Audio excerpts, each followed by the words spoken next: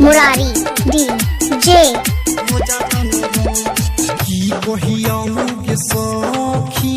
मौका मुहरी बोलो मौका मुहरी बोलो की कहियाऊ के सखी मौका मुहरी बोलो दांती से खोले चोली के बटन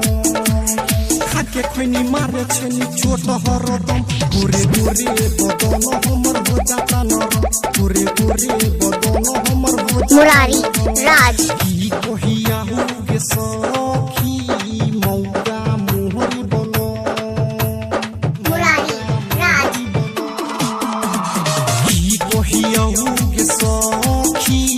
मौका मुहरी बोलो दांती से खोले चोली के बटन खाके खैनी मारे छनी चोट हरदम गोरे गोरे बदन हमर हो जाता नरम गोरे गोरे बदन हमर हो जाता नरम मुरारी राज गोरे गोरे बदन हमर हो जाता नरम presented by Neeraj Nirala.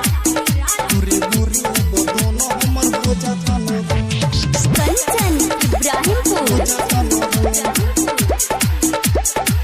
कहाँ से मिलल सखी ऐसन बरगी पानी से गिला गिला भो जाय छै भरगी हो जाय छै भरगी हो जाय छै भरगी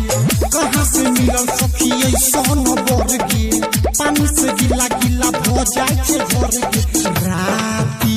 के धर के धक धक मुहरी जुबान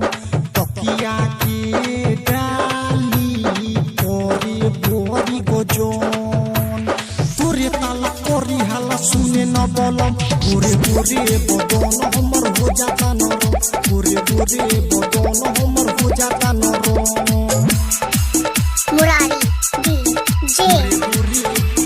गोरे गोरे बदन हमर हो जाता नरम